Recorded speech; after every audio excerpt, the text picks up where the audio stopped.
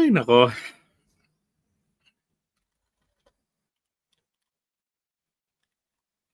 Okay, so pag-usapan naman na natin etong ano ba kasunod nating topic? Yun, yung sa yung nagkabawasan na o dagdag bawas sa ano ngayon sa mga boto. Pero congratulations ha. Panalo ho si Leni Robredo sa Naga City. Pero alam niyo ho ba na may plano itong sina Leni ngayon? Alam niyo kung ano ang plano ni Leni? Parinig ko lang sa inyo. May plano to sa 2028 kakandidato uli. Kung hindi natin matatawid ang 2025. Ito na ang Pilipino, handa ng magsilbi. Mangyayari lamang ang 2028 pag pinagpaguran natin ang 2025. Okay, so ito ho ay tawag dito, indication ito na may plano talaga sina Leni Robredo na kumandidato bumakbak uli sa 2025. Ang tanong na lang dito, kasi sabi ko po nung nakaraan paalala ko lang, okay sana si Leni Robredo. Apparently, nung panahon ni Duterte, kapos siya sa lahat, di ba? Alaring pondo yan So, tapos lagi pang inuurat ni Digong, sinisiraan pa. Tapos talagang yung 6 years, tuloy-tuloy yung bagyo ng mga atake ng mga DDS, kabilang ako ron sa kanya. So ngayon, kumandidato pagka presidente, nakalaban si PBBM. So that's wrong timing for me.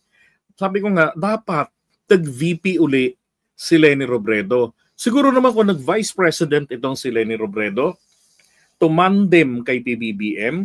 Kasi si Sara, ang mga Duterte nun, alanganin kay BBM. Si Sara, wala talagang plano. Totoong wala siyang plano talagang kumandidato pagka presidente noong 2022. Diba? There was a survey na kung saan ang nanguna ay si BBM, sumunod etong si Leni, tapos si Isko Moreno, kaya biglang naaning si Isko kumandidato. Tapos etong si Sara, pang-apat. Diba? Na lang siya, na pahinuhod lang siya ni Amy, na tumakbo na lang VP na lang kay PBBM para kuha ang boto ng Mindanao, Visayas, diba? Para wala daw talagang daya, hindi sila madadaya. O di pumayag naman itong si Sara. Kaya lang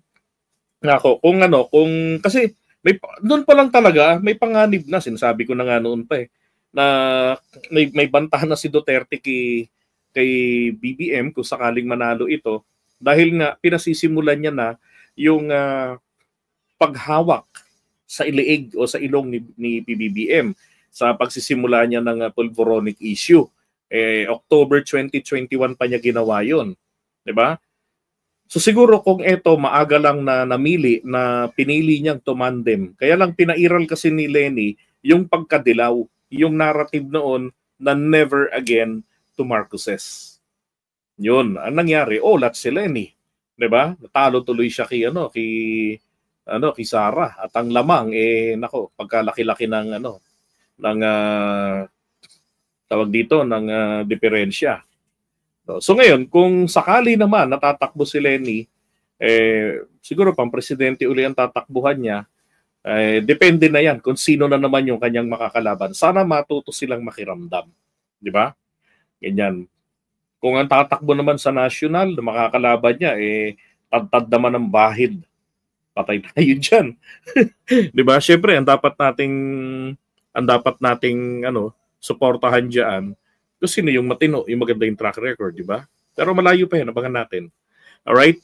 Pero sa akin lang, ngayon pa lang sinasabi ko na sa inyo, I smell na they have plans na tumakbo sa 2028.